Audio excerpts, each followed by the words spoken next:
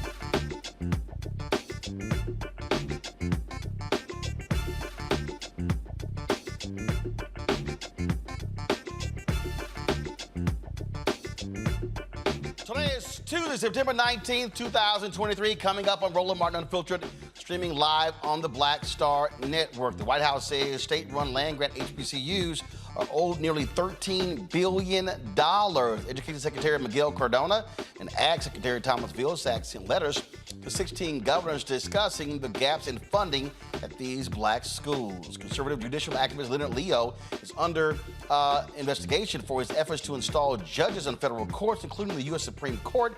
Congresswoman Summer Lee will be here to explain how he's gotten away with this. Birmingham cops released the Bodycam video of the high school band director getting tased and arrested. We'll show you what led to that confrontation. And a black father and his two kids get harassed by a Kansas City, Missouri museum employee while the family is just trying to enjoy the displays. We'll show you this video. Plus, Vice President Kamala Harris continues her Fight for Our Freedoms college tour.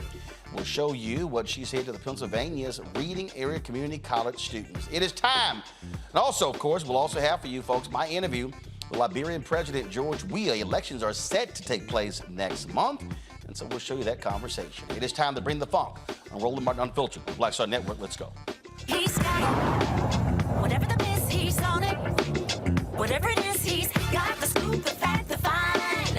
And when it breaks, he's right on time, and it's rolling. Best believe he's knowing. Putting it down from sports to news to politics. With entertainment just for kicks, he's rolling. It's on go, roll, y'all. It's Roland Martin, Rolling with Roland now.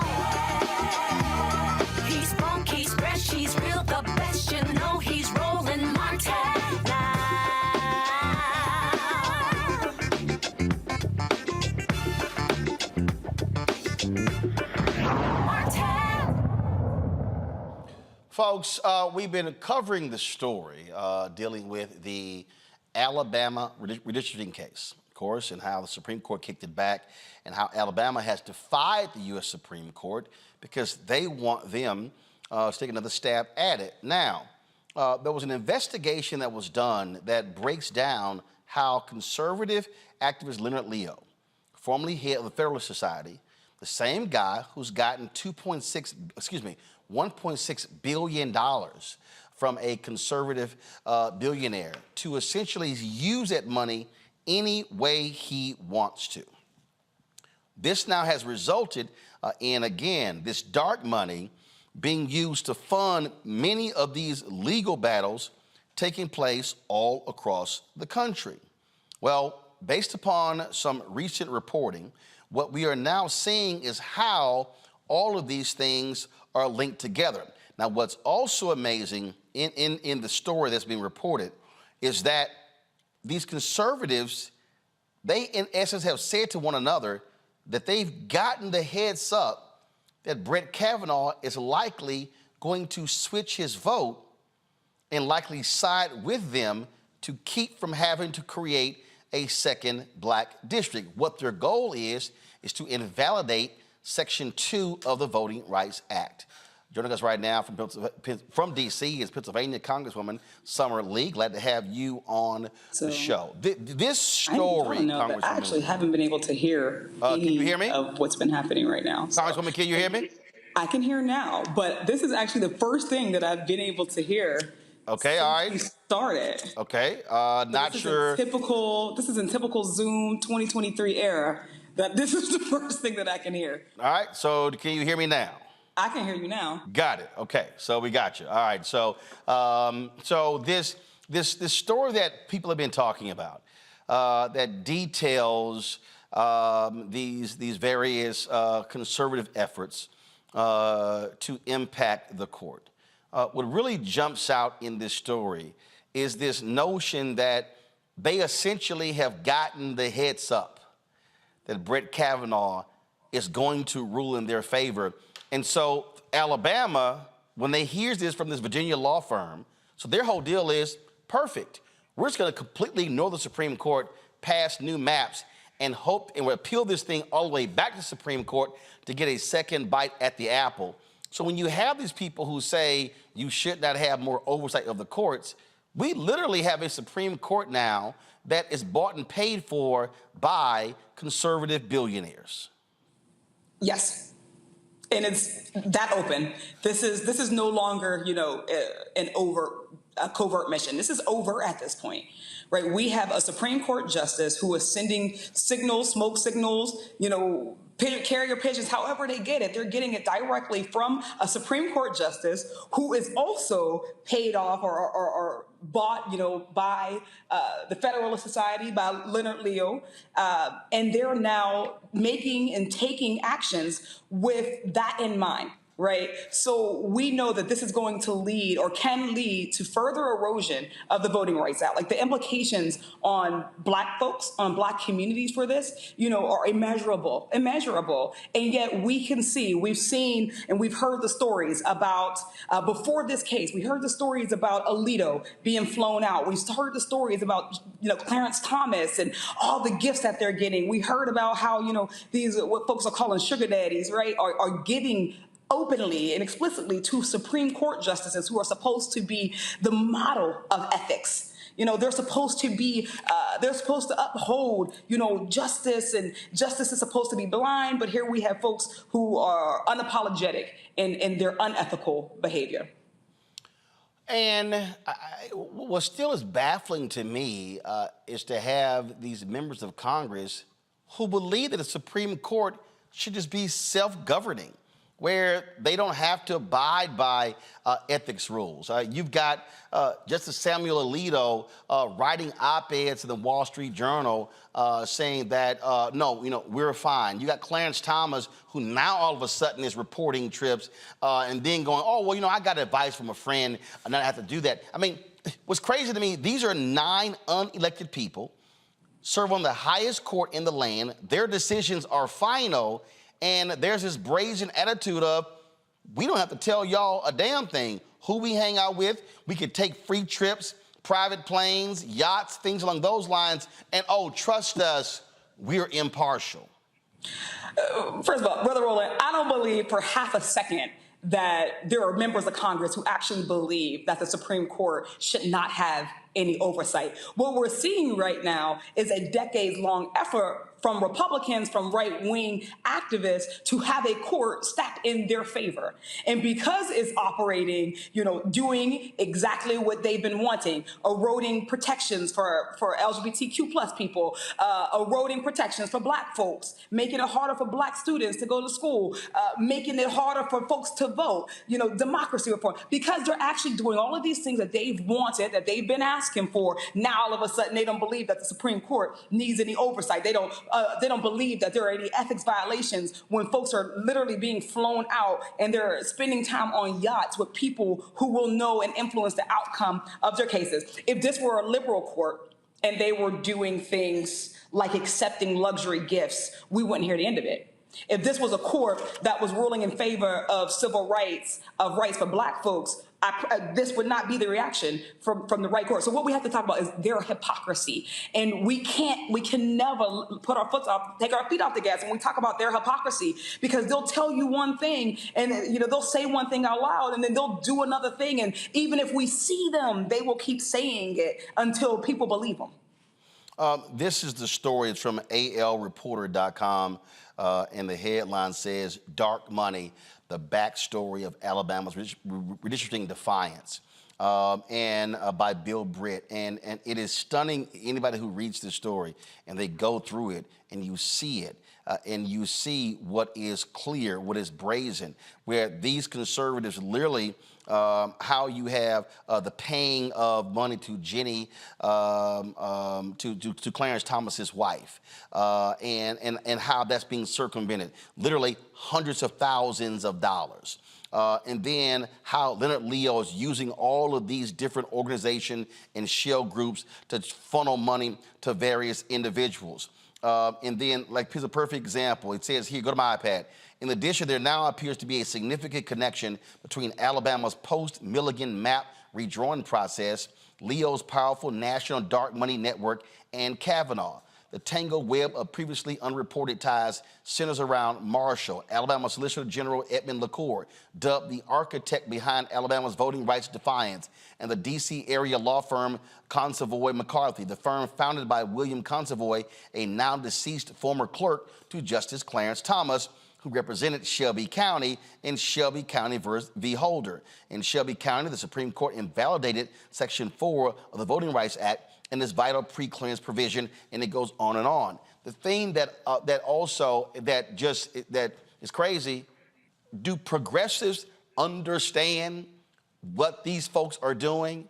I mean, do they fully understand that these folks have multiple billionaires who are funding this because they want to control the Supreme Court? Because what they've decided is, if we don't control the White House, don't control the House, don't control the Senate, we can still control the country if we control the Supreme Court.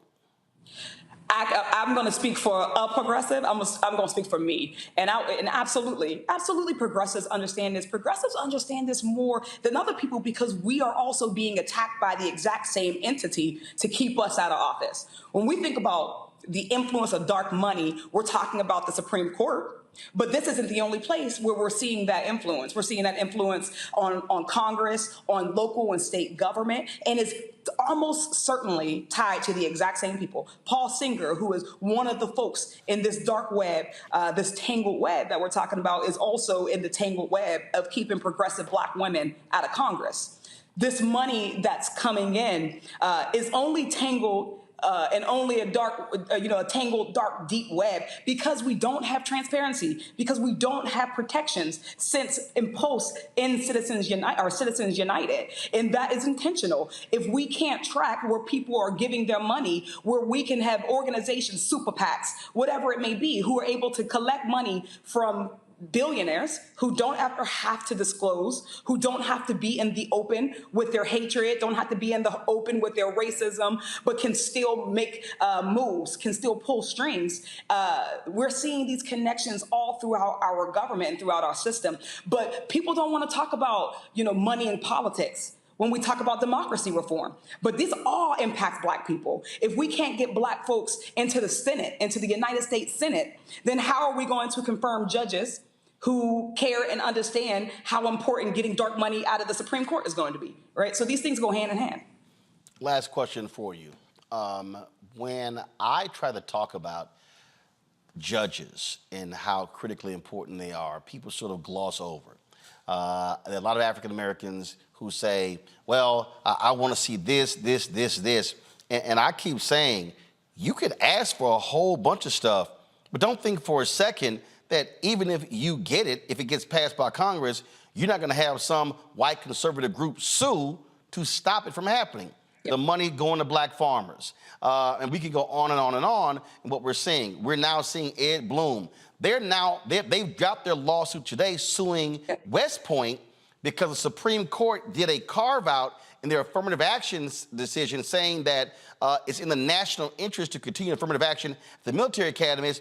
They're now trying to sue West Point. They're not even happy with that Supreme Court decision. They want it all. And I keep saying to Black folks, do not play around with the 2024 election, because what these people want to do is going to have a direct impact on our children's children. And if we sit at home, and then I had some dude shouted at me in the car when I was in Atlanta on Sunday, man, you keep talking about the Democrats. I'm going, let me be real clear, player.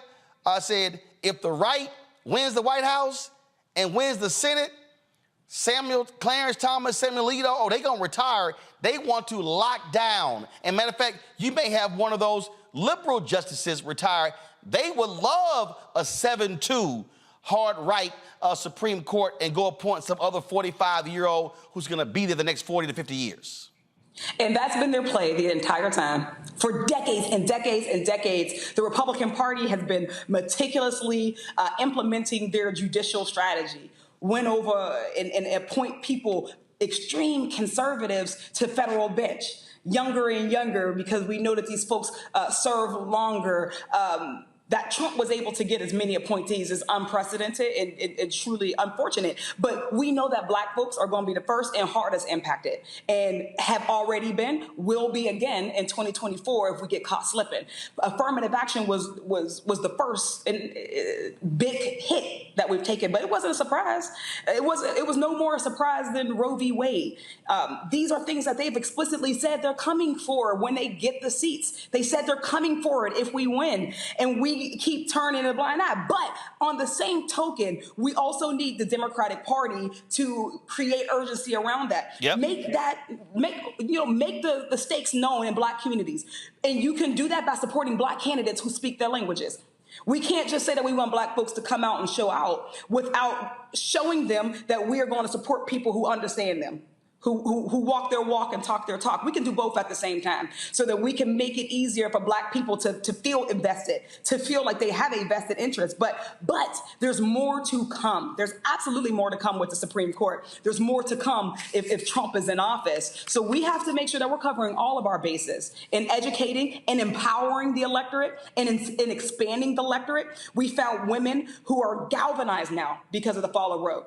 Well, we need to go and get those same Black folks who should be galvanized because Roe impacts us. The same Black folks who are galvanized because affirmative action falling impacts us. Black folks because Citizens United impacts us. Because erosion of queer rights impacts us. We have to make those stakes clear to us. Well, it is definitely going to be a busy year. And yeah, they are executing that strategy. And I keep telling people, there's a way to stop them. Beat them at the ballot box. That's how you beat them, because if they don't win the White House and they don't control the Senate, they cannot appoint their judges. That's how you beat them. Congresswoman Summer Lee, we appreciate it. Thanks a lot. Thank you so much. Folks, going to a break. We'll be back. We'll talk with my panel about this. Also talk about HBCU funding. The Biden administration is saying $13 billion. States, pay up. We'll discuss that next right here on Roland Martin Unfiltered on the Black Star Network.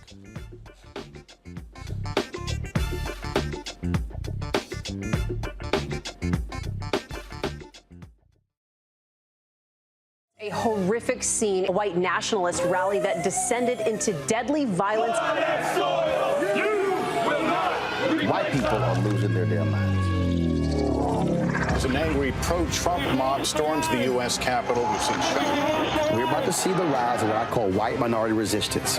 We have seen white folks in this country who simply cannot tolerate black folks voting. I think what we're seeing is the inevitable result of violent denial. This is part of American history. Every time that people of color have made progress, whether real or symbolic, there has been what Carol Anderson at Emory University calls white rage as a backlash. This is the rise of the Proud Boys and the Boogaloo Boys. America, there's going to be more of this. Here's all the Proud Boys, guys. This country is getting increasingly racist in its behaviors and its attitudes because of the fear of white people. The fear that they're taking our jobs, they're taking our resources, they're taking our women. This is white fear.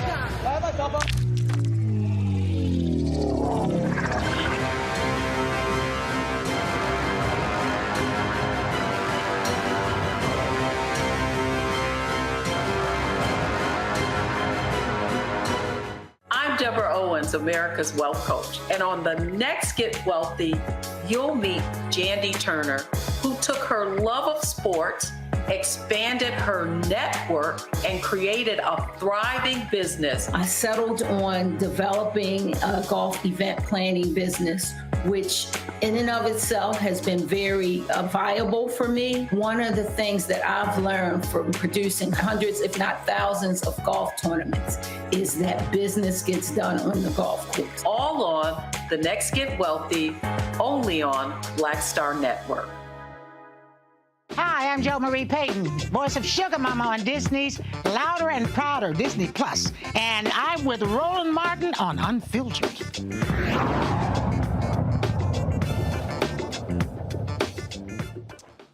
All right, folks, let's bring in my panel right now. Mustafa Santiago Ali, of course, former senior advisor for the EPA. He joins us right now, Washington, D.C. Randy Bryant, DEI disruptor, also from D.C. Joe Richardson. Joe, of course, civil rights attorney. Joe is joining us out of Los Angeles. Mustafa, I'm going to start with you.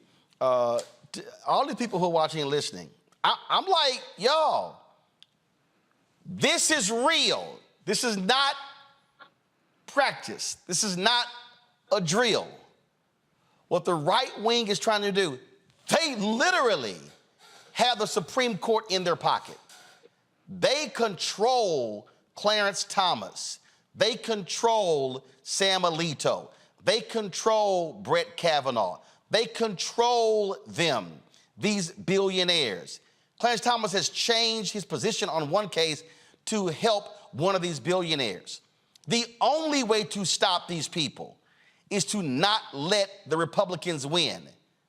Folk better wake the hell up and realize exactly what is going on. Yeah, you know, almost from the beginning of the show, we have been talking about, one, the importance of judges and that there is a strategy for Republicans to actually gain power, and how they were going to do it through these infrastructure sorts of actions of owning the courts, both on the federal level, the state, county, and the local level. And folks should understand that when we say that, this is not theory. We're not just throwing stuff out there. We know these types of things are happening. There is a cabal. Most people don't even know what that word means, but just think about a clique, a secret political clique that's in place. When you hear the conversations around dark money in the 2022 election, we could track about $350 million that was moved through that election through dark money. And that's why when we were working on campaign finance reform before, knowing how critical it was to get this money out of politics, because we saw the games that were being played. We kept trying to get people to pay attention, trying to get everyday folks to understand that you have power, but you got to get engaged in the process. You got to vote so that we can make sure the right folks are in there and we can finally, sort of extract all this negative sorts of sets of actions that are going on. And when you don't do it, you find yourself in this situation now where we're up against the wall. $1.6 billion, Joe. A conservative billionaire literally transferred $1.6 billion to a nonprofit that Leonard Leo can spend any way he wants. That is some serious money. They love complaining about George Soros and yelling and screaming. They hate George Soros because he uses his money for progressive causes, but there are multiple conservative billionaires. We ain't even talking about the whole Koch network. These people, these conservative billionaires, they are trying to change everything from state capitals to state legislatures to county commissioners to city hall, you name it, that's what they're doing. Right, exactly. And every, even though the courts is thing one for them, and which is why they're not so worried about influencing public opinion per se. The Republican Party didn't have a platform, if you remember last time. It was just re-electing Trump. But still, they're to still do work at the bottom as well, something that maybe we didn't pay attention to the best way that we could have. But your fallback is knowing in some situations it's your first resort, in your other situations it's your last resort, that you have a Supreme Court that supports you. They had to, dark money is a trip, man. They had to know in Alabama that somehow, some way, they thought that they wouldn't be just banging their head trying to do something again that would not have success. And now, in a world where in order for your institutions to be trustworthy, they have to avoid the appearance of impropriety entirely. If Kavanaugh ever changes his vote on this issue and it comes back, well, then the image is ruined. We know what's going on, and this confirms it. He's not going to be able to confirm it any other way, but, seeing it any other way. But the problem is they don't care anymore. That's what's happening. That's why it's happening so openly. They're not even playing around and faking it like it's something other than what it actually is. They aren't worried about how it looks anymore at all, and that's why they have the expectations that they do. And we'll see if Kavanaugh comes through for them, and then we'll all know what we already know. Randy, this is what when I say I'm trying to warn these people. Ed Bloom, they went after the affirmative action in colleges. They're now suing a black women-led venture capital firm out of Atlanta. They've sent letters to law firms saying your race-based programs, your efforts to get more black and minority lawyers in the field, we're going after those. You've worked in corporate America. They're going after every corporate program, every affinity group in corporate America. They're doing this because the Supreme Court is allowing them to do so. A federal judge in Tennessee ruled in favor of a white woman over the federal 8A program. Now they've had to change that as well. There is nothing that they are not going to go after. And so for any black person who is sitting here giving me BS about why they don't want to vote and how it doesn't matter, Randy, they need to understand anything that black people have done to try to advance, they are going to go after it now. I feel like being the black female Paul Revere and riding through the streets and yelling at my people like, wake up, the end of the Spike Lee movie, because they are already currently going after everything. There are lawsuits right now that are fighting against elementary schools that have programs to promote diversity. They're saying that it's a bait and switch when they decide to let students, black students, into the schools. So they are trying to bar us from everything. There is a lawsuit going against the black graduations that they have at Ivy League schools. I mean, things that seem somewhat innocuous, they want to be gotten rid of. They don't want anything that appears that it would benefit us in any way. So this is critical right now. I mean, every day I'm reading about something that the conservative Republicans are going after to obliterate from existing. And they're being very successful because the Supreme Court opened the door for them to be able to do it. A white teacher in South Carolina got reported and reprimanded because a white student said that, because she was discussing a Ta-Nehisi Coates book, The students explained the book made them feel ashamed to be white, which violates South Carolina law, which forbids teachers from making students, quote, feel discomfort, guilt, anguish, or any other form of psychological distress when it comes to race. They literally passed that law. South Carolina, Texas, Florida, Arkansas, we can go on and on and on. I'm sitting here going, black folks, y'all might want to wake the hell up. They're coming. They're coming for everything. And if Trump wins, if the Republicans keep control of the House, they keep control, or they take over the United States Senate, if they keep winning the Supreme Court, these state Supreme Courts, then they get to pass the laws. The courts get to affirm their laws. Now it gets locked into place, and now you can't change it. And with gerrymandering, they can guarantee they're gonna win. If you're black and you're sitting here going, I'm not quite sure if I'm going to vote, if they win and start getting rid of everything, shut the hell up. I don't want to hear no complaining, no tweeting, no TikTok videos, no Instagram, because people like you, those who don't vote, will be the reason why these people are able to do it. Hold on one second, we come back. I'm going to show you the body cam footage of the band director in Birmingham who was tased and arrested. That's next on Roland Martin Unfiltered, right here on the Black Star Network. All change is not growth. Right. But thoughtful change is real good fertilizer. And that's what has been so beneficial to us. But you also were not afraid of the pivot. Well, and I'm a black woman in business. Come on, I don't care how I dress up. I don't care who I'm speaking with. I don't care what part of the world I am in. I still am a black woman in business. Being afraid of the pivot, being fearful of change is not what got me here. Respectful of change, respectful of pivot, yeah. Fearful, no, no.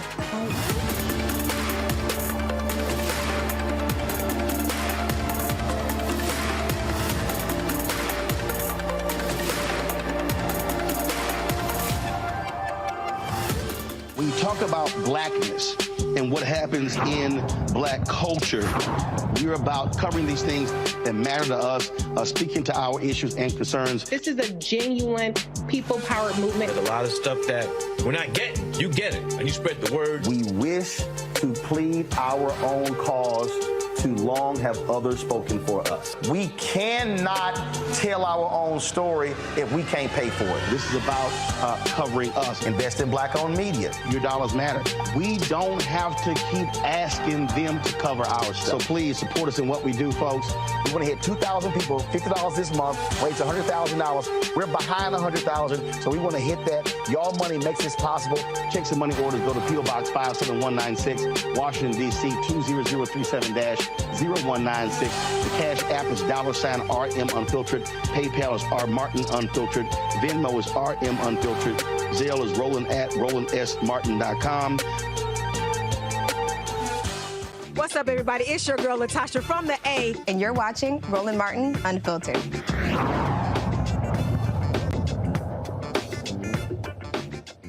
Folks, Birmingham police have released the body cam footage of the minor high school band director, Johnny Mims, who, when officers tased him for not stopping his band from playing after Thursday night's football game.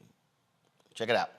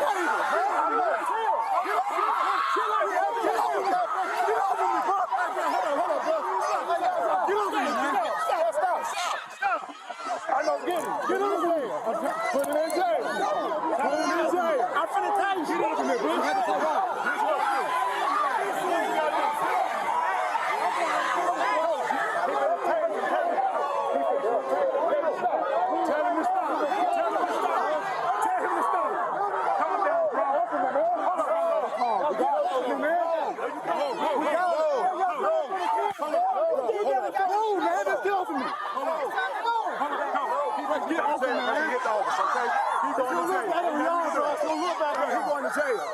He hit the officer. He got to go to jail. He swung on the officer. I did not swing on the officer, man. Y'all grab him up. I got the phone. He's going to jail because I asked him for respect. No, sir. That's some disrespect. That's some kids, man. How you going to chase me? How you going to chase me, man? Let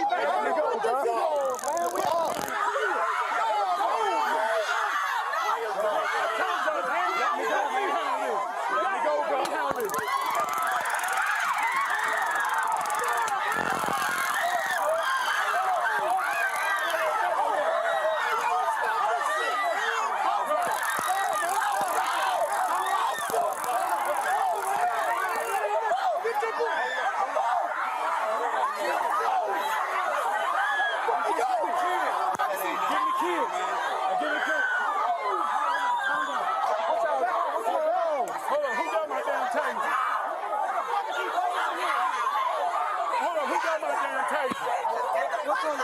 It's a horse taser. Hold up, someone got my taser. Ain't nobody leaving until I get my taser. Nope, I'm grabbing kids. Hold up, I swear. Ain't nobody leaving. Kids, to the bus. Come on, y'all. Respectfully, y'all stop. Here you go, right here. Yeah, thank you. Thank you. Thank you, man. I ain't believing this.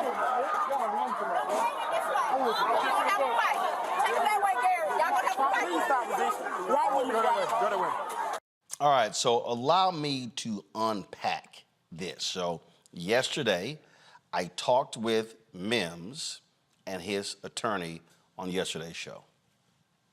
So and this is why I've always said why body cam footage is important. Now, even in the beginning of that video, we couldn't hear most of it because the band was playing. So let me say it maybe real clear. After watching the body cam video, you hear the officers say they're trying to clear the stadium. You can see in the background the other band had left. Now, I talked to some people today in Birmingham. The game took place in a Birmingham city stadium, but it was a game between a Birmingham school district school and a Birmingham county. It was a county school. So Mims apparently was with the county school. This is my problem with what Mims did. Mims' actions exacerbated the problem. On the video, you hear Mims say, "Man, get out my face." Let's be perfectly clear. If you tell a cop, "Man, get out my face," they're likely not going to respond well. That was one. You saw the officers explaining to the assistant, whoever the guy was, the first guy, then it went to the band director. They're literally telling the band director, "We have to clear the stadium." He continues to ignore them. He says, "Get out of my face." You watch the video. They say, "You are going to get arrested." Mims goes, "Okay." So the cops say, "You gonna get arrested." He goes, "Okay," does it a couple times. He then takes the band higher. They get louder. Now, I do not change my position from what I said yesterday, that the cops should have de-escalated. The brother who was talking to him with the main body camera, the sister who was next to him, who was saying, "We're going to call the superintendent," this is what they should have said. "Okay, since you're fine getting arrested, we're going to let you finish. And when you get done directing the band, we're going to put you under arrest." What they should have done was when the lights got turned off. Okay? First of all, they should have kept the lights on. What they should have said is, and then when he went down, what they should have done was, they should have said, sir, we told you that if you continue to play, we're going to arrest you. We're now going to arrest you. Please put your hands behind your back. There was no need to pull out tasers or guns or even grab him. See, again, what you do is you talk calmly. You got enough cops. Sir, you defied police orders. We told you you were going to get arrested, and you said, okay, we're now about to arrest you. So they do that, they don't escalate the situation. Now, in the video, you hear the officer say, you swung at one of us. He said, well, no, I didn't. Well, the body cam footage, because there are multiple cameras going to say that. This is an example for me, Joe, where two wrongs do not make a right. I totally understand our discussion yesterday, but Principal Mims was wrong to tell the cops multiple times, I think in the video it says 7, man, get out my face. Joe, he was wrong. Yeah, and here's the thing. I remember speaking to some kids a few years back at a college, and we were talking about how they can survive a police contact. And they took it to mean that they were, we were telling them to be soft and to relent or whatever else. And what I said to them is I said, I'd rather have a discussion with you after you survive the contact than to have a discussion with your parents because you didn't survive the contact. And so, one of the things you have to do, and he has to remember even, Brother Mims here, is that he's got kids watching him, right? And so he's setting an example for better or for worse in that, maybe it doesn't cost him his life. Maybe he survives, and he does survive that way. But is it a situation where he is beyond reproach entirely, or where there's enough gray area where basically this is just going to be a bunch of people shouting at the rain in each direction and nothing's going to happen moving forward? Now, he's got a problem. The problem that the police have is that, because fairly or unfairly, in the eyes of many Black folks, the police and people, from an authority standpoint in that regard are working from a deficit anyway, right? And so if they're working for a deficit and if they really think that's unfair, what that means, life is unfair. I tell people all the time, when somebody says something that's unfair, well, is it real? What's really going on is that people will put police in a box and depending on who you are, deservedly so. And so what happens is you have to go above and beyond. The police were never in danger. They had an opportunity to plant goodwill with everybody there, including those young people who may be traumatized by the experience, even if Mr. Mim has some responsibility towards it.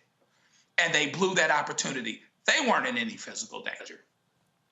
Well, and look, and obviously the principal, he was heightened.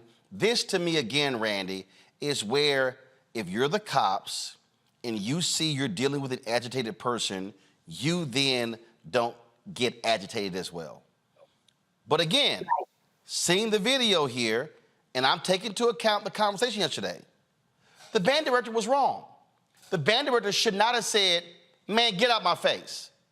He was wrong. The band director could have said, officers, can we play for 60 more seconds?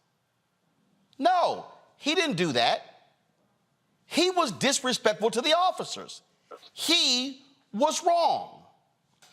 But it doesn't mean they also should have tased him. Right. And police officers are typically called because someone is wrong, because something wrong is happening. And so police officers need to have the skills to be able to deal with those situations in a way that serves everyone the best, and not in a way where their egos become so involved that they forget. I feel like everyone forgot the children that were there, because those kids will never forget what they just witnessed. And it was an opportunity for them to build, the police officers to build some goodwill within the community.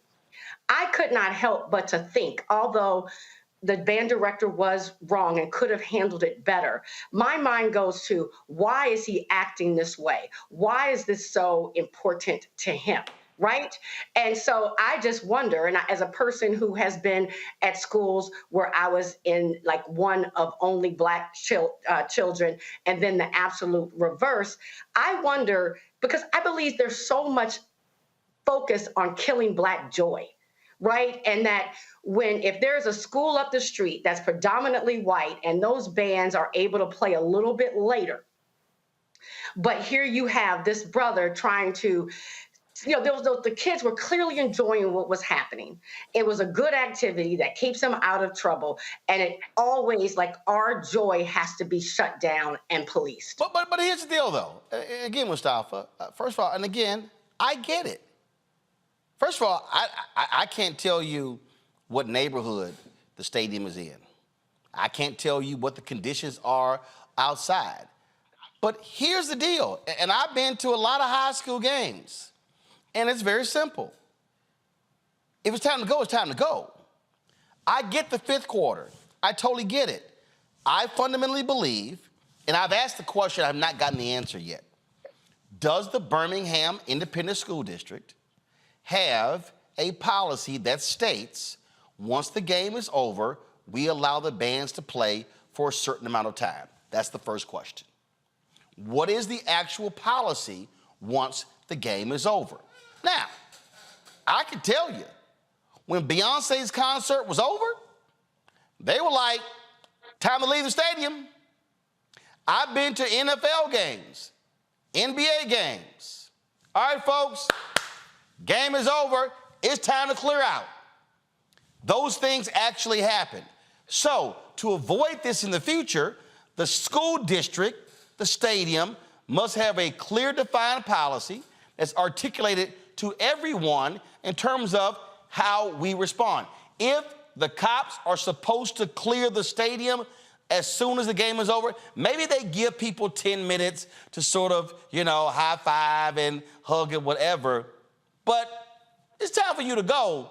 I just still believe, I'm a firm believer that how people handle things determines how things end up. This is not me saying the band director had to sit here and kiss the cop's ass, but I'm just telling you right now, if the cops are telling you to do something and your response is, man, get out my face, 7 times, it's about to be a problem. Well, we saw that it was a problem. So, yeah, there's still unanswered questions, and folks need to know what those are. So, as you stated, there's clarity for folks in the future about what the set of expectations are. But, there are also these other dynamics, and we touched on those. One, when you utilize tasers, you have no idea about what someone's health situations are. They can very easily end a life. The other part of it is, as Randy said and Joe said, these kids are going to be traumatized. They're going to have to carry that now for the rest of their life, and it's going to be much more difficult for them to see law enforcement in a positive way. But the most important part is that you got to use your brain, especially in the society that we currently live in. And when you don't do that, you're going to find yourself in situations that in many instances are not going to be ones that are positive or going to come out in a positive way in relationship to our communities. It never has. Hopefully it will in the future, but in this particular moment, that's not the case. So all the adults who are in that situation should have used their brains and shown a little grace to each other. But the reality is you got to follow what police officers are saying, as long as it's not going to, end up putting you in a dangerous situation. Indeed, indeed. All right, folks, going to a break. When we come back, Black family in Missouri just trying to sit here and enjoy themselves. Why is a white man following them? Daddy not happy at all. We're going to show you that video on the show as well. Plus, Vice President Kamala Harris makes another tour on her Fight for Our Freedoms college tour. We'll show you some of that. And when I was in Liberia last week, I sat down with the president of Liberia, George Weah. We're going to show you that encore presentation of that. And, of course, the elections are taking place next month there in Liberia. Folks, you're watching Roland Martin Unfiltered on the Black Star Network. Don't forget, YouTube folks, hit that like button, y'all. Easy thing to do, hit the like button. Support us in what we do. Join the Bring the Funk fan club. Send your check and money orders. P.O. Box 57196, Washington, D.C., 20037-0196. Cash App, $RM Unfiltered. PayPal, R Martin Unfiltered. Venmo is RM Unfiltered. Zelle, Roland at RolandSMartin.com. Roland at RolandMartinUnfiltered.com. Be sure to get a copy of my book, White Fear, How the Browning of America is Making White Folks Lose Their Minds. Available bookstores nationwide. Download the audio version on Audible. I'll be right back.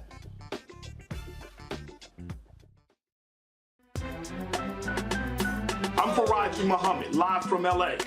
And this is The Culture. The Culture is a two-way conversation. You and me. We talk about the stories, politics, the good, the bad, and the downright ugly. So join our community every day at 3 p.m. Eastern and let your voice be heard. Hey, we're all in this together. So let's talk about it and see what kind of trouble we can get into. It's The Culture. Weekdays at 3, only on the Black Star Network.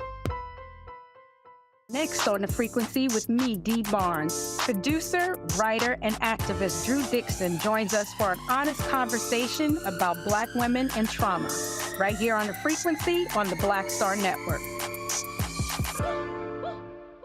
On the next, A Balanced Life with me, Dr. Jackie, we're going to be talking about common sense.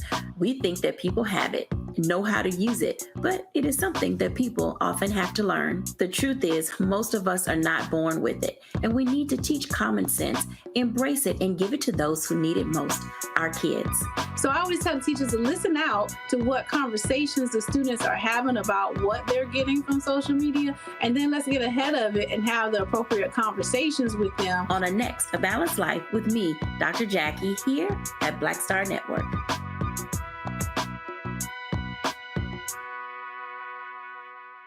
Next on The Black Tape with me, Greg Carr.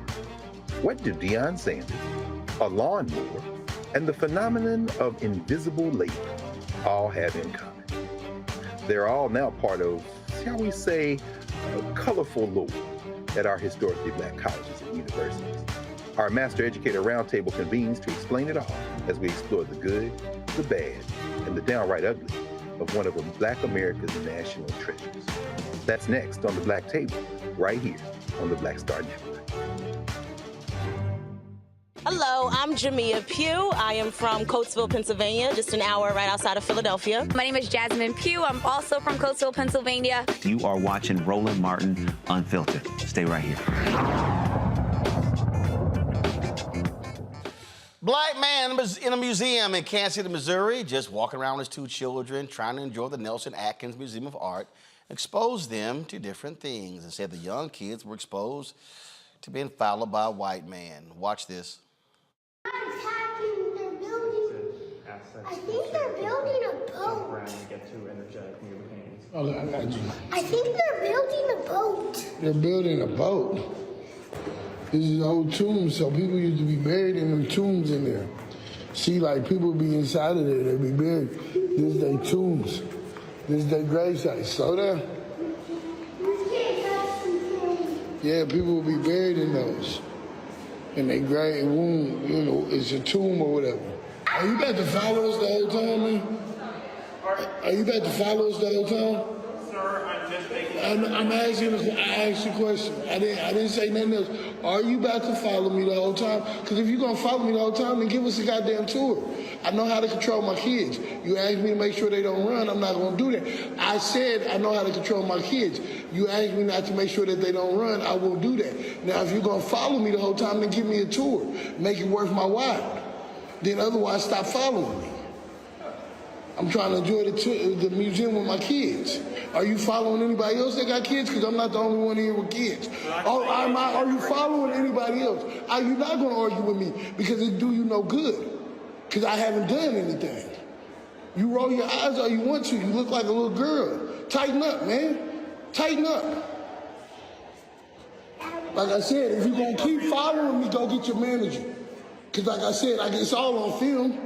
It came when you first approached me to when you still been following me. And now that I had questioned you, it's still on film. It's going to look like you being racist to a black man with his 2 children at the museum. I'm not trying because you're not over there following them. You're not following them.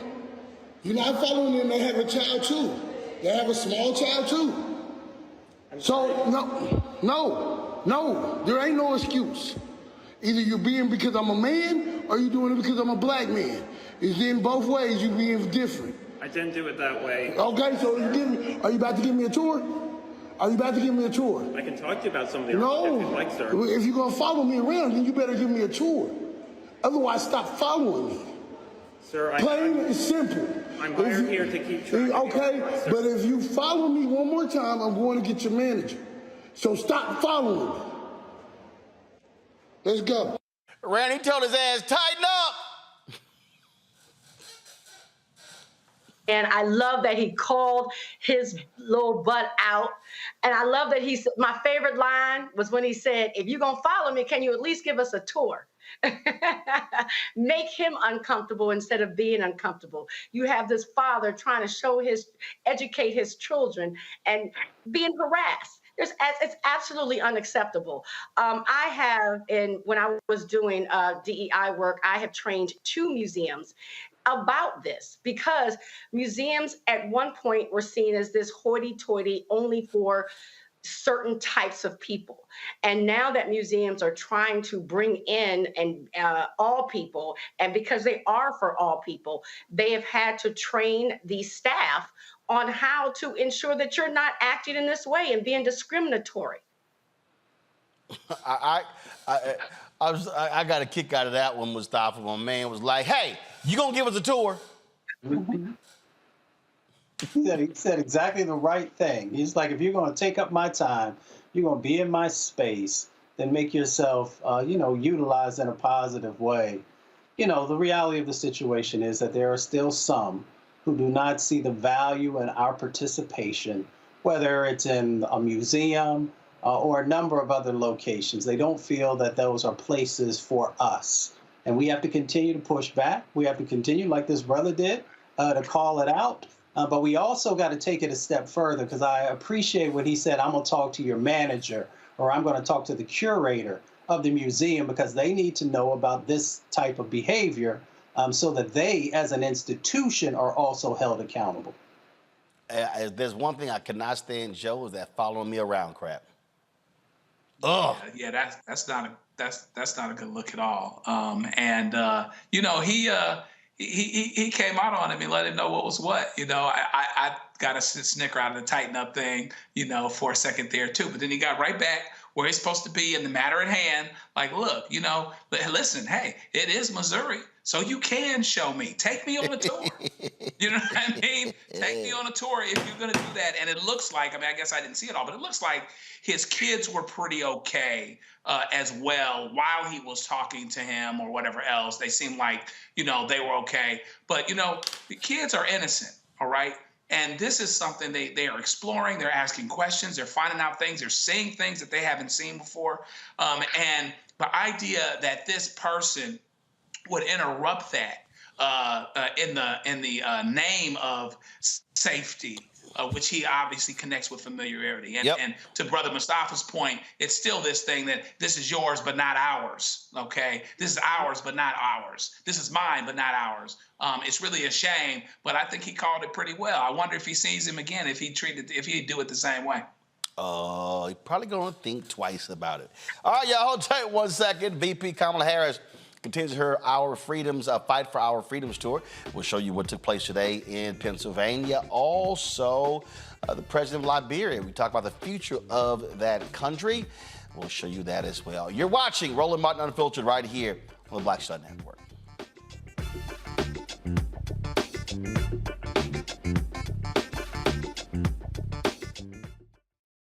I'm Deborah Owens, America's Wealth Coach. And on the next Get Wealthy, you'll meet Jandy Turner, who took her love of sports, expanded her network, and created a thriving business. I settled on developing a golf event planning business, which in and of itself has been very viable for me. One of the things that I've learned from producing hundreds, if not thousands, of golf tournaments is that business gets done on the golf course. All on The Next Get Wealthy, only on Black Star Network. I'm Faraji Muhammad, live from LA. And this is The Culture. The Culture is a two-way conversation. You and me. We talk about the stories, politics, the good, the bad, and the downright ugly. So join our community every day at 3 p.m. Eastern and let your voice be heard. Hey, we're all in this together. So let's talk about it and see what kind of trouble we can get into. It's The Culture. Weekdays at 3, only on the Black Star Network. All change is not growth. Right. But thoughtful change is real good fertilizer. And that's what has been so beneficial to us. But you also were not afraid of the pivot. Well, and I'm a black woman in business. Come on, I don't care how I dress up. I don't care who I'm speaking with. I don't care what part of the world I am in. I still am a black woman in business. Being afraid of the pivot, being fearful of change is not what got me here. Respectful of change, respectful of pivot, yeah. Fearful, no, no.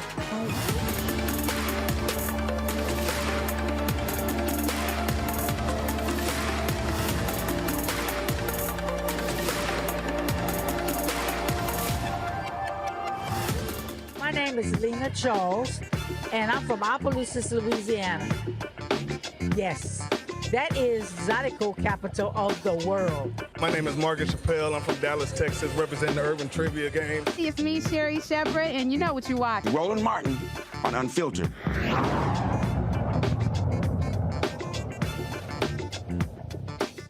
Today is National Voter Registration Day in Pennsylvania. The governor, Josh Shapiro, issued new regulations that eligible voters will be automatically registered to vote upon receiving a driver's license or an ID card.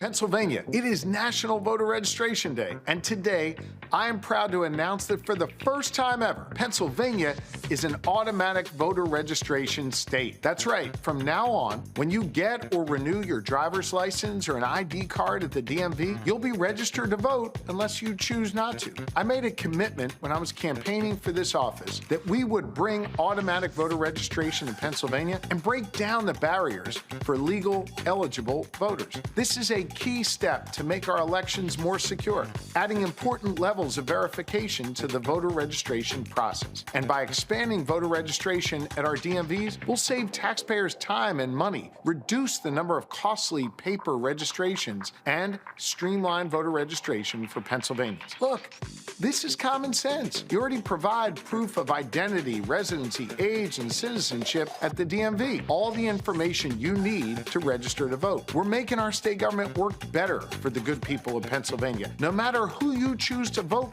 for or what your views are, I hope you'll make your voice heard. Now more than ever, we need an engaged citizenry to move our country and our Commonwealth forward. Somebody posted in our chat, I think this is everywhere, Roland. No, it's not. Pennsylvania becomes the 24th state in the country to register voters automatically. Trust me, Mustafa, this is pissing off Republicans. Oh, without a doubt, because let's be clear, they don't want you to vote, and they'll put any type of obstacle in place that they can. I mean, the reality is that everyone should automatically be registered to vote, and if you don't want to vote, you can opt out. Just like we opt into certain things, you know, if you have your name that's already on that list, you could opt out. And why is that important? Because, you know, the United States has one of the lowest voter turnouts of industrialized nations across our planet. So if we want to talk about democracy, then we should be focused on one of the key elements, which is the ability to be able to vote. And we should do everything that we can to eliminate the hurdles. Absolutely. And the thing here, again, Randy, when we look at automatic voter registration, we talk about ballot drop boxes, whatever. Republicans are doing everything to make it harder because they know shrink the electorate, better chance at win. They've even said you expand the electorate, give them more choices, they will lose. Right. And that's why I know they are mad about this happening, which makes me even thrill. People should have, voting should be easy. It should not be burdensome. And so what he did is right. It supports democracy, giving people the right to vote and making it where it's not difficult. Because we know the Republicans do everything in their power to block us from voting. And they already are widely complaining about this, Joe, which I don't understand because, I mean, if you turn 18 and you got to automatically register for selective service or whatever the hell they still do, I'm like, this ain't that damn hard. But no, they do not want to make it easy. No, the game is to keep as many people from voting as possible. It's not about a battle of ideas anymore and debating those things. I mean, Jesse Jackson was talking about motor voter back in the 80s. And so it's great that the DMV in Pennsylvania becomes the DMVV, the Department of Motor Vehicles and Voting.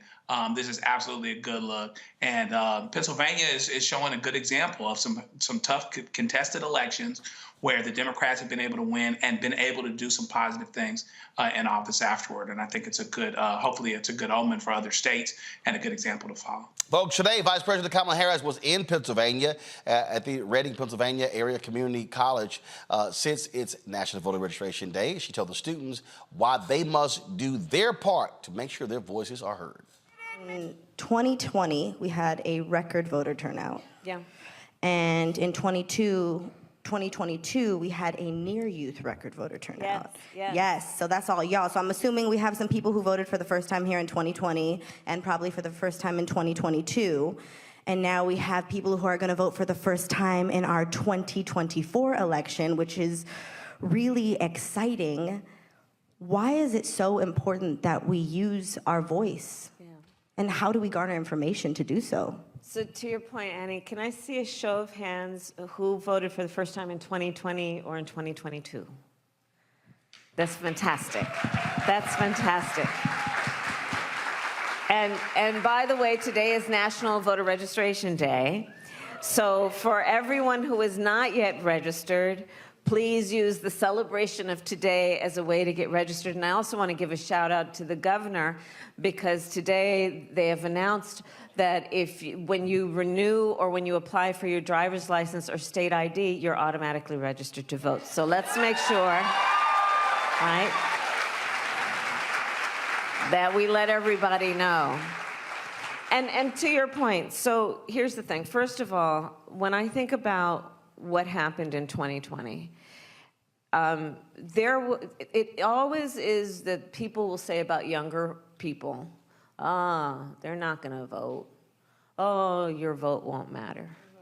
But we had record turnout in 2020 of young voters because they understood, just like these leaders understand, that of the many ways you can make a difference in our country, one of the tools that you have is voting to make a difference. So when people turned out in 2020, even though they were the doubters, I would say some of the haters, let's keep it real, record turnout, and it's because you voted that Joe Biden is President of the United States and I'm Vice President of the United States. It's because you voted, right? Yeah. Because young people, and in particular young voters, said we are going to direct and decide what is the direction of our country, we had a whole initiative that's about forgiveness of student loans. Now, the court just recently went against us on that, but we're not going to stop fighting for that. Because young people said we're not leaving it to other people to decide how we're dealing with the climate crisis. You know, I've heard young leaders talk with me about a term they've coined called climate anxiety, right? Which is fear of the future and the unknown, of whether it makes sense for you to even think about having children, whether it makes sense for you to think about aspiring to buy a home, because what will this climate be? But because people voted, we have been able to put in place over $1 trillion in investment in our country around things like climate resilience and adaptation, around focusing on issues like environmental justice, and understanding that despite what these extremist so-called leaders are trying to do when they're trying to get rid of DEI, diversity, equity, and inclusion, we know that we're going to stay committed to issues like equity, because here's the thing. Yeah, we want everyone to have an equal amount, but not everyone starts out on the same base. And so if you give everyone an equal amount, but you don't start out on the same base, you're still going to end up with people being treated differently. Yep. Equity says, let's take that into account. Yep.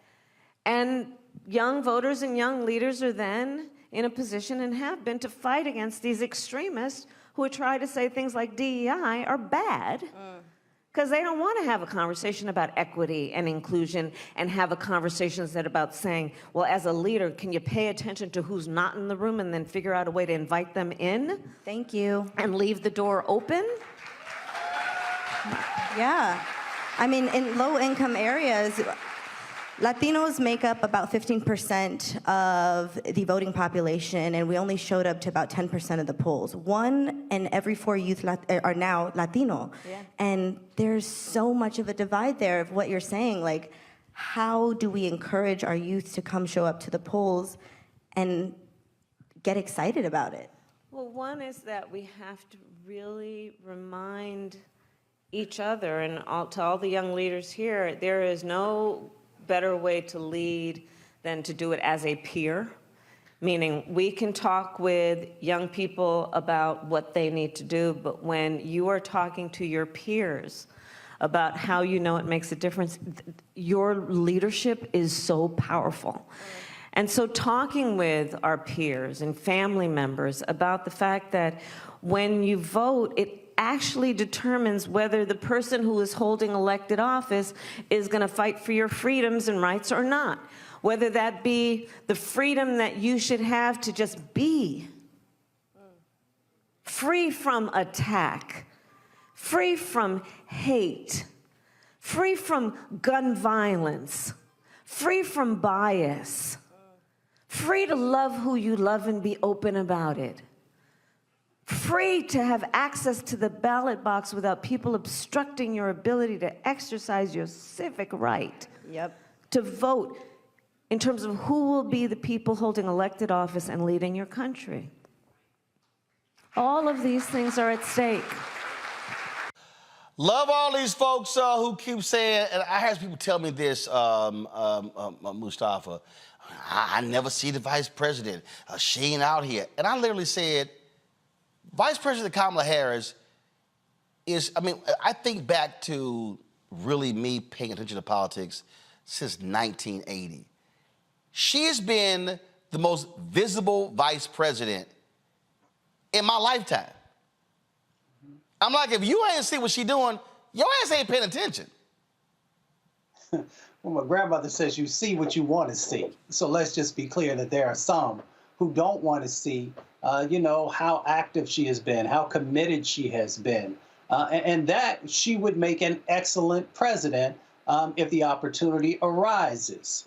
I've never understood how our community, and we'll talk about our community, can love everybody else who's in their life, and I've never met someone who's been in my life who's never made a mistake, but yet when it comes to the vice president, because there was one thing that everybody kept talking about, then they wanted to devalue her and say that she was not representing our people.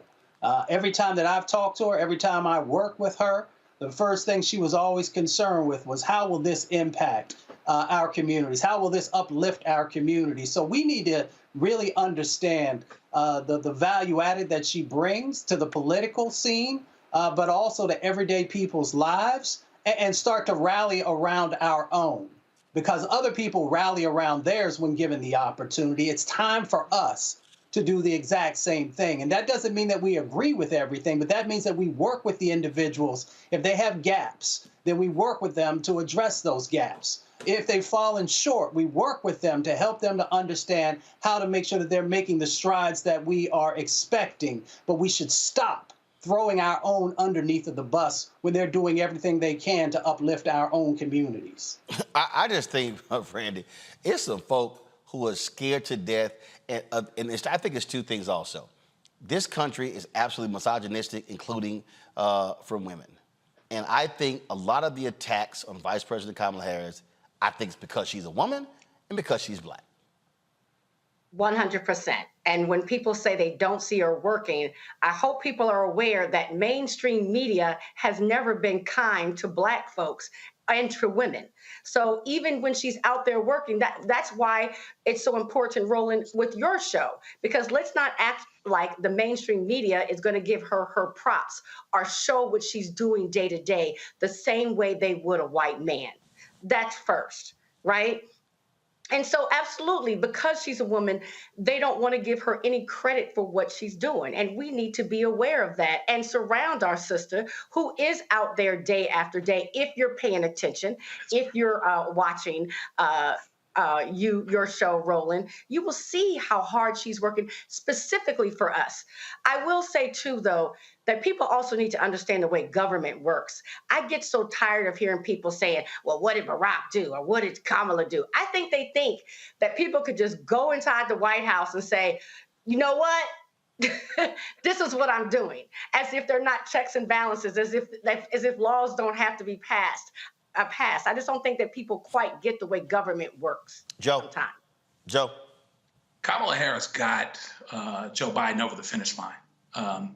Joe Biden had never run a good campaign and wasn't running a good campaign the third time. Brother Clyburn and a bunch of us who didn't believe in the Bernie Sanders phenomenon made our decision starting in South Carolina that this was going to flip and that's what needed to happen. She had a lot to do with getting the voters out, getting black voters out, et cetera. And I am very comfortable personally with her as a heartbeat away from the presidency. And so she doesn't get the props that she ought to. We've got to all get better. When I say we, I mean even black people, and particularly black men, about not being misogynistic. There is something to answer for. Hillary Clinton wasn't perfect, but she was a whole lot better than Donald Trump was.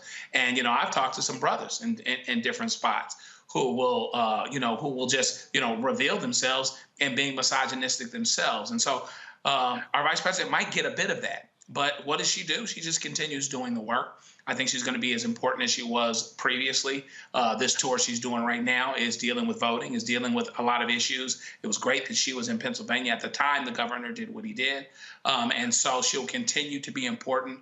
But we have to make a decision to have the urgency that we need to do, that we need to have in order to come out and vote in what she's talking about. And unless and until the mainstream media covers her and wants to talk about what the president and the vice president are actually doing and not what Donald Trump is thinking about doing or musing about, we're going to still have to cover her the best way we can, like so.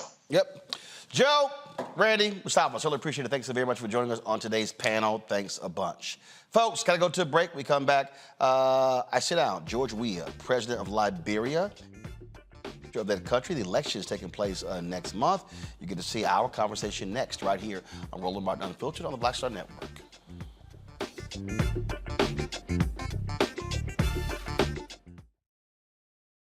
Next on the Black Table with me, Greg Carr. What do Deion Sanders, a lawnmower, and the phenomenon of invisible labor all have in common? They're all now part of, shall we say, colorful lore at our historically black colleges and universities. Our Master Educator Roundtable convenes to explain it all as we explore the good, the bad, and the downright ugly of one of Black America's national treasures.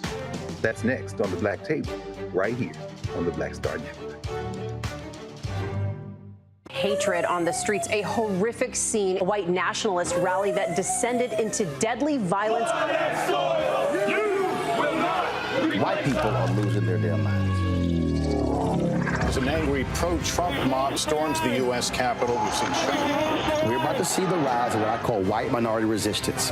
We have seen white folks in this country who simply cannot tolerate black folks voting. I think what we're seeing is the inevitable result of violent denial. This is part of American history. Every time that people of color have made progress, whether real or symbolic, there has been what Carol Anderson at Emory University calls white rage as a backlash. last This year. is the rise of the Proud Boys and the Boogaloo Boys. America, there's going to be more of this. Here's all the Proud Boys, guys. This country is getting increasingly racist in its behaviors and its attitudes because of the fear of white people. The fear that they're taking our jobs, they're taking our resources, they're taking our women. This is white fear.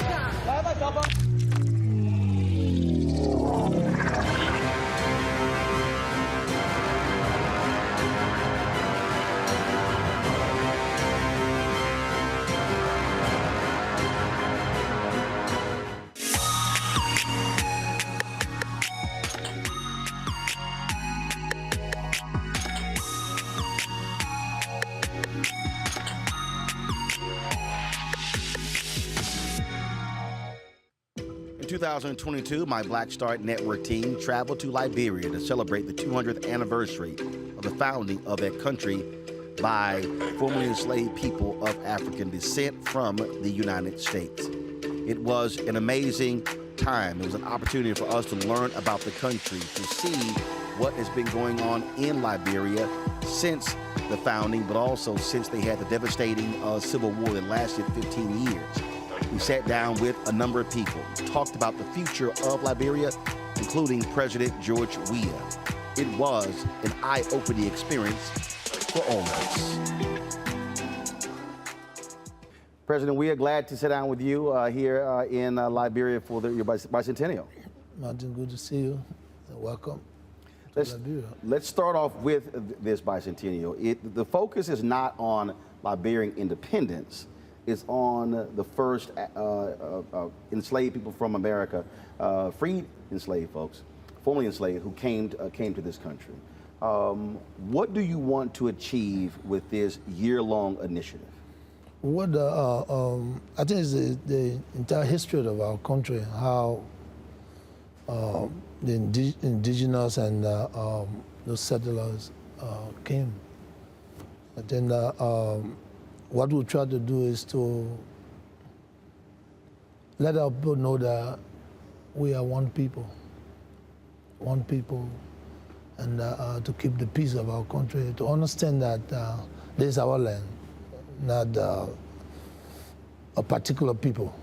So the bicentennial brings us together to celebrate our history of how Liberia came to be one country and one people. So we want to celebrate the 200 years to make sure that we all have our liberty and with our respect and our dignity that we belongs in the country. And the reason we're doing this is because out of our past, we had a past that most of us felt that other people was not part of our society and they should not be governed. So we want to show that we all belong to the country. All of us can be leaders in the country, and we can live together in peace and harmony. And this is why we are celebrating the bicentennial, so people can have their right. Imagine you got a son that born abroad, and then he will be deemed as a foreigner. He can obtain a dual citizenship. That is wrong. A born Liberian, a Liberian is always a Liberian, no matter what you do. So we need to make sure that our people know that no matter where you are born with Liberian parents, you are Liberian. So we wanted to showcase and then celebrate our diversity. I think it's important for us. And this is why we are promoting the bicentennial, so people can come home and develop their country and have a place in their own home, and not to be to believe that they are marginalized, they are not accepted. So it's just a reunification, of our existence, and this is what we try to do. You talked about that unity. Let's say there's someone who has Liberian parents, but they were born in the United States, but they moved back here. Will you extend them the right to vote? Will you look at doing what Ghana and Sierra Leone is doing, is offering citizenship for African Americans and others? So what are some of the things that you're considering doing? What if you had a Liberian parent, you are born in America or France? I mean, you're a citizen of the country. That's the first thing we have to recognize. we cannot alienate you because you were born in another country. Automatically, you should be a citizen. So I'm promoting that a born Liberian should always a Liberian. So just like if I had parents and they were in the military and they were in Germany, even if I was born in Germany, I'm still an American citizen. Yeah, but you are a Liberian because you're born with a Liberian parents. Right. That's the point we're trying to raise. That's the point. Imagine my son, Timothy. He was not born in Liberia, but that's my son. Right. You know what I'm saying? You were born in America, and he bear the American passport. How can a Timothy wear? You know, he plays for American national team. How can a Timothy wear is not a Liberian? I don't think it's fair to our children, you know.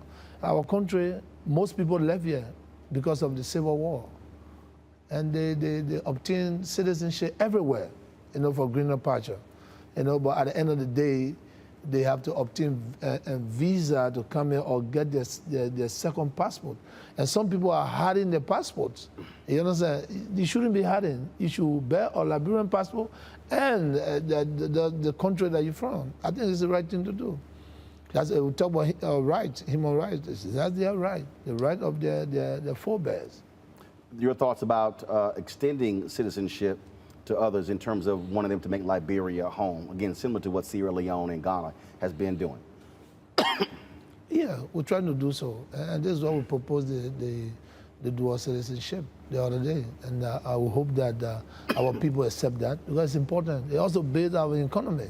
Because when people feed at home and people believe that they have a place, they invest, you know. And if you look at the world today, and the United States and France, Europe, as you can say, a lot of people have immunity and they invest because they believe that it's their home. So they have huge investment and stay right there and invest. Let's just talk about what do you want to see in terms of a relationship specifically with African Americans? I mean, the reality is this is the only African nation where African Americans have found the country. And I can tell you there are many African Americans who don't even know the story, don't even know the history. You have folks who came from Virginia, Mississippi, and North Carolina, and Ohio. And so with the celebration, are you looking at doing bicentennial celebrations in the United States to also galvanize the 1 million Liberians there and to teach others about this history? Well, I think what we did here, I mean, it can be a standard everywhere in our community, you know, to make sure that people are joined together, you know, for a common goal. And this is what, and we are doing it. Liberians are a way to understand that other people came here, you know, for us to move on. And I think it is important for us to maintain the peace, you know. The world today, it is a global world. We all have to work together. We all have to be one people. You have to understand my culture so I can understand your culture. Mm-hmm. Remember, Martins, I'm a Liberian, but I live in Europe. I live in America. I was accepted by different race of people, you know, the different color of people. So I'm the leader today, you know, and the world can be a better place when we all join hands and we all unite. It doesn't matter your color, your creed, your religion, or whatever view. We have to live together. You mentioned investment. What was the last major investment into the country? I was told it's been several years. So what do you see as the struggle? What do you see as the block? What is it that you need to see happen here in order to make that a reality, to be able to provide economic opportunities, be able to provide jobs, building of skill set, building of education, allowing you to execute your plan when it comes to infrastructure? It's to attract investment in every facet. You know, you see our country, and Liberia needs to be developed.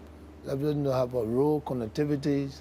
We need to have electricity, water, and we need to have more facilities that will attract people.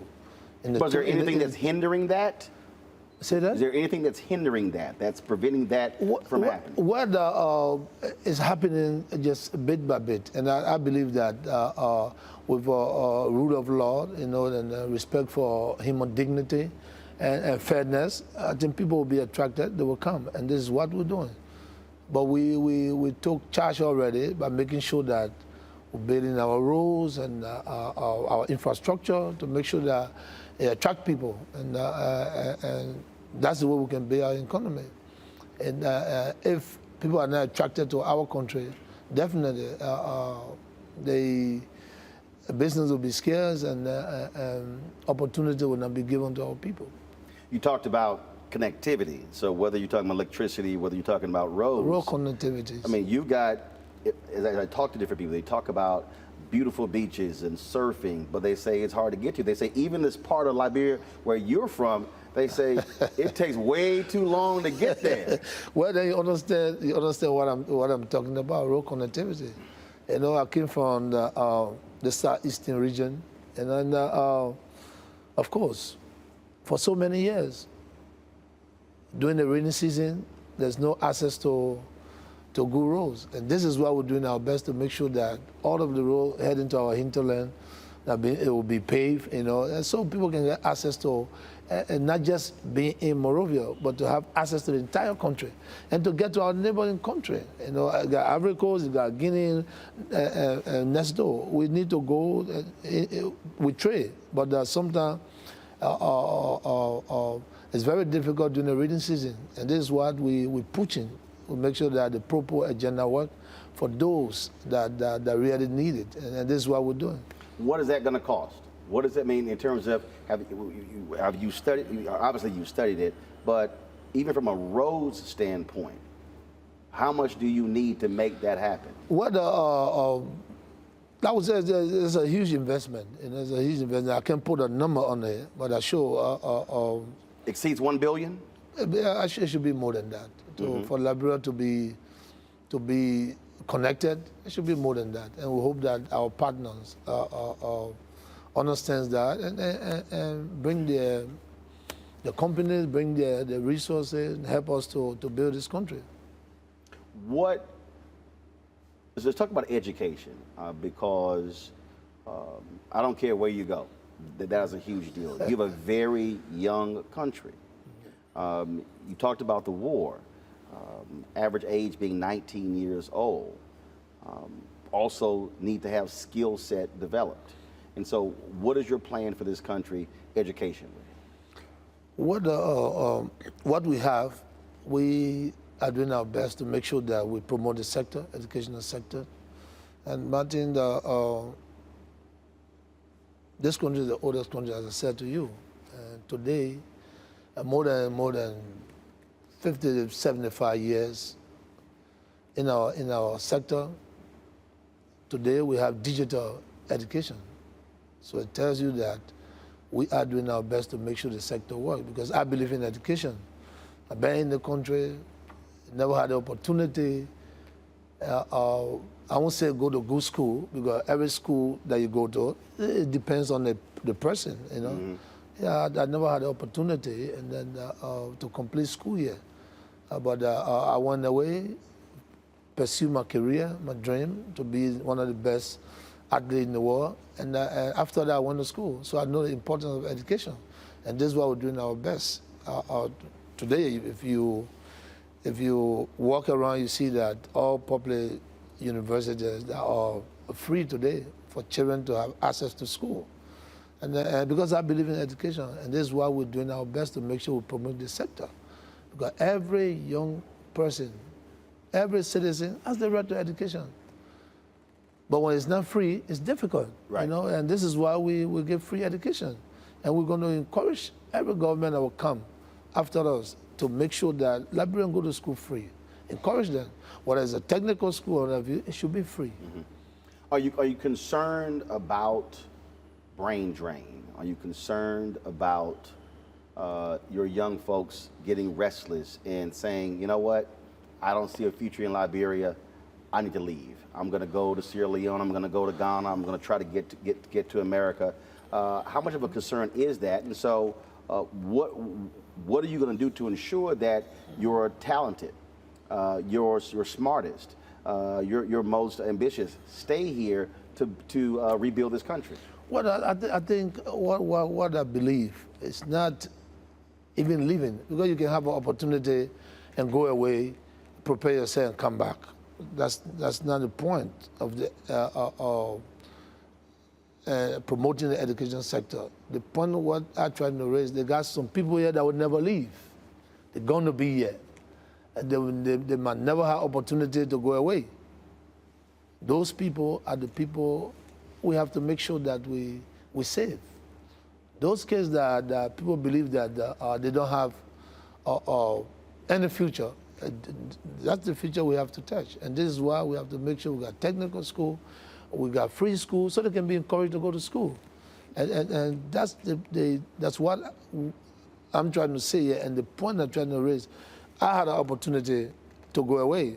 I never had a chance to pay my own school fees, but I had the opportunity to go away to play professional soccer. After that, I went to school, and I came back. So, but how many of us will go and come back? You still have children that are looking for opportunity to go to school, and that's what we have to fix. Build their future for tomorrow, because when you are educated, you have the possibility of being employed. You know, it doesn't matter. All forms of education, you can be employed because you have the strength, you have the knowledge. Whether it's a technical school, it's a normal schools, and what have you. So we need to build our sector to make sure we promote the sector, promote education, and encourage young people to go to school. How do you also change the perception that some have? And I hear it a lot when people talk about trying to do business in Africa. First thing people bring up, corruption. They say, you know, I'm not paying bribes. I'm not dealing with folks who they're taking too long. It's slow down. I don't know if I'm going to get my money back. You got that one thing. Then you have the people who have the perception that, frankly, you know what? I don't really see skilled labor to be able to go to these countries. And so the reality is you have to battle that perception that people have in other parts of the world, including America. Well, I mean, sometimes perception becomes reality. It becomes reality when people don't understand. But again, why will you have a perceived mind if you come to a process that is fair? You shouldn't have any perceived mind of corruption, because first of all, you come to Liberia to do business. There are institutions, there are processes in place. Follow the process. If you circumvent the process, you may fall into people, you know, everywhere in the world, even in the United States, in France, you got people that are con artists. Yeah. They're waiting for those people that they believe that they are vulnerable to take advantage. So the best thing to do is when you go to a country to do business, you have the processes there, you have the legitimate agency that you do business with. When those people corrupt you, then the government has a responsibility to make sure that they question them, but not going behind the curve to do business. And it's not the right thing to do, because you know what I'm saying. Here we have rules, we have autonomous agency, we have compliance institutions that are responsible to make sure that people come and invest. So you should be going to those people so you can invest and then follow the rules. So sometimes when people talk about corruption, I don't understand. The last time I was in Dubai, it's the same question they posed, and I asked the same question. If we have an investment commission here and you come to invest, why don't you go to the investment commission? Why are you looking for people to take you around? It's wrong. Go to the government institution. When the government institution corrupt you, then of course they will be apprehended, there will be a question.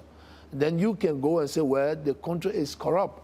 But if you go beyond the curve because you believe that anybody can make you do business in a country that have the rule of law, then you'll be making a mistake. So what you're saying is, if you want to do business with Liberia, go through your national investment corporation? You said go to them. Don't go to an individual in this city or this city. It's the best thing to do. You see, Martin, a lot of people, and that question, what is the deem of corruption? You know, people come to do business and just get anybody. And those people corrupt them, take money from them, and they complain that, oh, they went to Liberia. No, you went to Liberia and you found somebody, or you on the internet talking to people that con you, you understand, that deceive you and bring you into the country. And at the end of the day, you don't even see the authorities, and then you get frustrated. So those are the things. So coming to Liberia to invest, you have the bureau, the National Investment Commission. I show when you pass through those entity, and then the processes you follow it, and then you don't have reason to say that the country is corrupt. You know what I'm saying? Because if you telling somebody corrupt, if you go behind the curve, then you also, you know, encouraging corruption. Right. So if you're an honest person, you have to honesty have to prevail. Liberia is obviously an ally of the United States. Has been for quite some time. What more do you want to see from America? There are African Americans, the Liberians in the United States, there are African Americans who say, hey, they can petition their members of Congress. You're going to be meeting here with members of the Congressional Black Caucus. What more do you want to see from the United States when it comes to helping rebuild and grow Liberia? What the question I want to ask you, if Americans believe that Liberia is developed? I'll answer it this way. I don't think a lot of Americans even know about Liberia. Okay, so we need to. And then they don't even. First of all, they still see Africa as a country versus a continent. So you see, so but those that we work with, which is the Congress people, they believe that they have done well. But look at our institution. We are partners. Are they satisfied with what they see, or they believe that Liberia needs to advance more than what it is?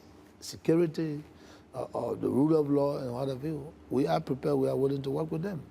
So the Liberia, which is the oldest independent African state, you can see, just a couple of years, we tried to obey our rules. So how long we never had a rural connectivity? Even our institutions, our government don't have their own building. They rent from other people. So this is a oldest country, you know. So wait a minute. You're renting from other people for government offices? Wow. It's always been like that, and this is why we are trying to make sure that government get into our own facility, so it can be able to reduce the government budget, the cost. So we are partners. We stay talking. We stay convincing them to make sure that this is the country that we all learned the history. We read. You understand? Now we are leaders now. So sit down with our counterparts and say, hey, the country needs to be more than what it is. You know. But again, they are doing their best. You know, they're doing their best. We're working together to make sure that we make sure the rule of law is in place, and people have their rights and what have you. We talk about democracy, you know, and for democracy to prevail. Martin, I'm the former peace ambassador for this country, and what I always said to my people, you listened to me the other day, without peace, our war will be difficult. You understand? So the only way we can gain growth is when we foster peace with unity. And so no one can gain growth. Without that, it's impossible, almost impossible. You know, during the disarmament, you know, and I said to the kids, you can hold the guns as long as you want to hold it. It will never benefit you, because it's the wrong thing. So you need to lay down arms and go toward a path of prosperity. We're heading towards a path of prosperity. It's not just not about politics. You know, I'm not a politician, and you know I'm not a politician. No. I'm a administrator that came into politics because I wanted to change certain things. Right. Today, we would have known that in the village where I live in 1975, today we'll have a solar light. We have a light. We have the huts being removed, and we build a home, free home for those people. And so in every facet of our society, we want to see those things, we want to see change. We want to see change, where people can easily live in their homes and they can use even a bathroom without going outside. So these are the things we're doing. That's the proper agenda, is to awaken everybody, so we can be a light to face our institution, to build the life of our people, to encourage them, to even invest in our education sector in the rural area, because everybody has the responsibility to the growth of this country. We need to fight very hard. You know, it's not just corruption and this. Some people are limited. We need to help those people that are limited. So 50 years from now, 100 years from now, there's someone who is reading, the Liberian student, and they're reading, and they come across your name. What do you want them to say, not about what you did on the field? What do you want them to say 50 years from now about your presidency? What, as I always said, you know, when I live here, when my children, are in the society with those people that I lead, when they point the finger at them, they must say, wow, this boy, father, was a nice, a kind, and a good president. So they can live with them when I'm not here anymore. And this is why I'm doing everything to make sure that we help our people. So tomorrow, nobody can point finger on my children and say, well, look at him. If father was here, he didn't do anything. So everything that I do, I want the society to see honesty and to see that we try to improve the lives of our people. You know, it's not about what I've done already on the field, you know, but I know when I live here, those honest people will see there will be a legacy, there will be a mark, and they're going to see that, wow, George Weah, everybody thought that he was never going to make it. Today, this is what we got. And I'm fighting hard, Martin. It's not an easy task, but I want to build this country for the time I'm here, you know? And it's all honesty. You know, this is my country. I live in the country. I ran the street of this country. Everywhere, in the ghetto, you just name it. You understand? I went outside to promote the image of this country. During the war, I was from one refugee camp to another refugee camp.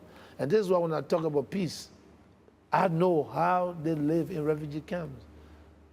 And I'm back here, and I'm the president. And that's why I ask every Liberian, it doesn't matter what you think, keep the peace of this country. There's no need to be boisterous. There's no need to be rude, you know, be humble.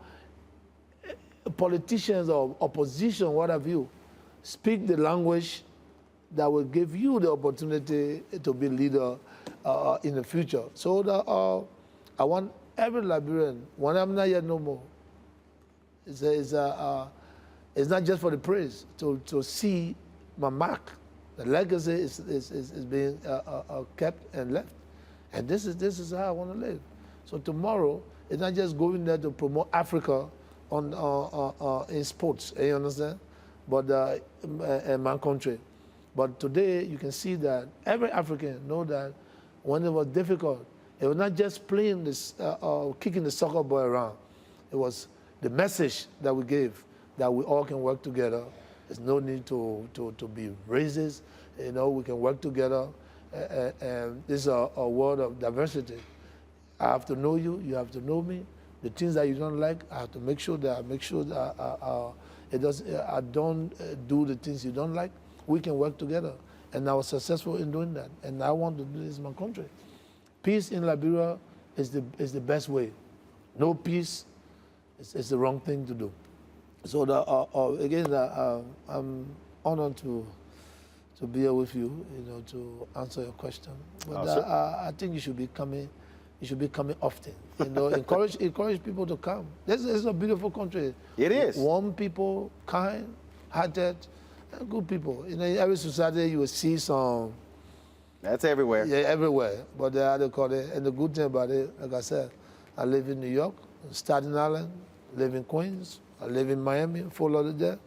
You know, the world is like that. You got some good people, you got some bad people. But the most important, there should be more good people than the bad people. And we are heading to world growth. We want to develop our country. And we will do all we can for this country to be a better place. So when you come next time, you see that, wow. That's it. Well, you talked about buildings, so you're not going to take a walk. You're going to tell me what y'all been doing with this building here. Well, yeah, we're just going to, so here's what we're going to do. He's going to disconnect the audio, just to connect to the camera, and we're just going to walk down there. It's the right thing to do. This is our palace. Been burned 16 years ago. We have to restore this. And this is why we're doing it bit by bit. So you can see, we're here, that's the image of the country. And we want to restore the image of this country. And this is why I've done my best. Talk to the parliament to make sure that in the budget, we save this sacred home of our country. It's not just about just president coming into this. I got my home that I go to. I come here to work, you know. But again, there's the image of our capital. Right. It's the image of our country. So it was the right thing to do. So it's not to make the news. It's the best thing to do and the right thing to do. And this is why we restore this place. And bit by bit, we're going to fix it to the level that it's supposed to be. But now it's ready for work. And our country image is, we're going to go to we're going to receive people in the executive mansion while we are working. I think it's the best thing to do. But it will make the news. So we're going to ask, definitely will make the news. Anything that you do, not for the news, always make the news. Good or bad. Yeah. So you're not going to take a walk? So, Mr. President, let's see your palace. Mr. Bundy, you told me you know the place, so you... Well, tell me, so this is an 8-story building? Yes, I believe. And so you said bit by bit. So what they told me is you've already restored, about 4 floors? Yeah, about two, 3 floors. And the yard, yeah, it's where you restore the image, see where people, there's a capital, the capital building is just next door, and the mansion is faced. That everywhere it's faced here, it can complement each other. So you talked about growing up here. I mean, so this had to be the crown jewel for the country. Every child wanted to come here to see. I was born right next door, on Capitol Hill, Maternity Center, and I came here so many times. And I was lucky to visit the palace with 2 presidents. I had the opportunity to visit the place because I was the captain of the national team. So I'm always coming on behalf of the national team to speak to the leaders, you know what I'm saying? So I know what it was. It's a beautiful place. It's a nice place. And then we just wanted to restore. Isn't this good? I got to admit, when we came here, to see the place, I'll tell you, when I stepped out here, it'll be a little hard for me to work with this view here, sitting out, because I probably would come out here and just look at the ocean the whole time. Well, your leisure time, you'll come here and just walk around. I mean, you de-stress. This is better than where we were at the foreign ministry. I think it's better. And this represents our country. And this is what we did it. It represents our country. We all know the story, how and this building. But again, the question that I asked, 1 floor was burned, but the whole mansion was looted. Why? Is that love for country? Sure, if that 1 floor that was burned, today we're going to fix that 1 floor, the whole mansion is going to be restored. You see, so I just trying to tell you, there are some people that don't care. That don't care. We care, you know, because 1 floor got burned, But the entire mansion was looted. Nobody asked questions. You understand? But I think what we try to do is to continue to move on a peaceful path, and it's leadership, one after another. It's not to criticize anybody, but to continue where they left it, and then what we can do, and then after us, the next person come and take it from there. That's the best leadership style. You see, a smooth transition from one president to the next. That's it. You know, that's it. And our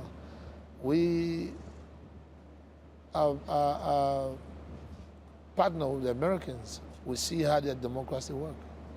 But there's other people that don't believe in that, and they cause trouble and chaos. You Like the one who just left. Yes, I understand. You understand?